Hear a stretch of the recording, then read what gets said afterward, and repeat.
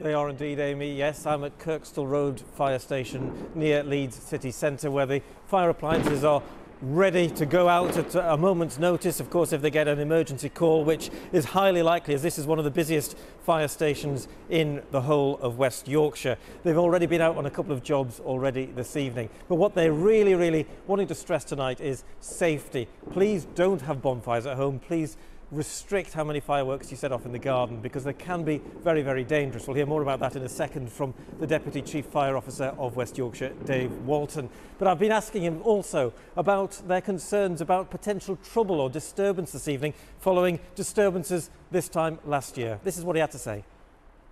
We're always mindful of what has happened in previous years. Of course, we look at what happened, we learn from it and we plan for it as well. So hopefully nothing happens this year. Hopefully people respect our staff, that they're out there doing a job. All we ask is that people do their job. We don't want there to be antisocial behaviour around what they do, but we plan for it should it happen. There are special restrictions in Leeds itself, aren't there, tonight? Could you explain those to me? There are some special public space protection orders where the use of fireworks just simply isn't allowed. And we're really grateful to Leeds City Council for putting that in place, because again it just adds to the safety of our staff if they can work in and around that environment with those sort of measures around them as well. So there are powers to stop people using these fireworks on it? Indeed there are, but of course at the end of the day we'd rather not resort to powers. I'm sure my colleagues in West Yorkshire Police would rather the same. Common sense is what needs to happen. We just need people to really take it easy, be sensible. If you really are going to use fireworks, buy them from a reputable supplier and use them sensibly and carefully in accordance to the firework code.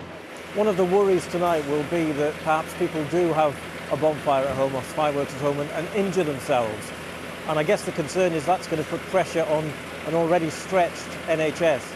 That's right. Again, we've been talking with our partners in the National Health Service in the acute end of that system as well. People just aren't familiar with using fireworks. They're not familiar with how to light bonfires. It just doesn't happen as much as it used to do as well.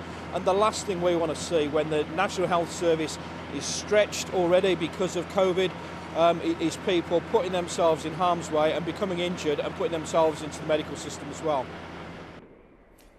And the fire crews who've already been out on calls this evening have said it's quite busy out there. It doesn't look like there are national restrictions in place. Do take care if you are enjoying Bonfire Night. And another thing to bear in mind, of course, is to keep your pets safe as well, because they don't like Bonfire Night. Indeed they don't. Ian, thank you.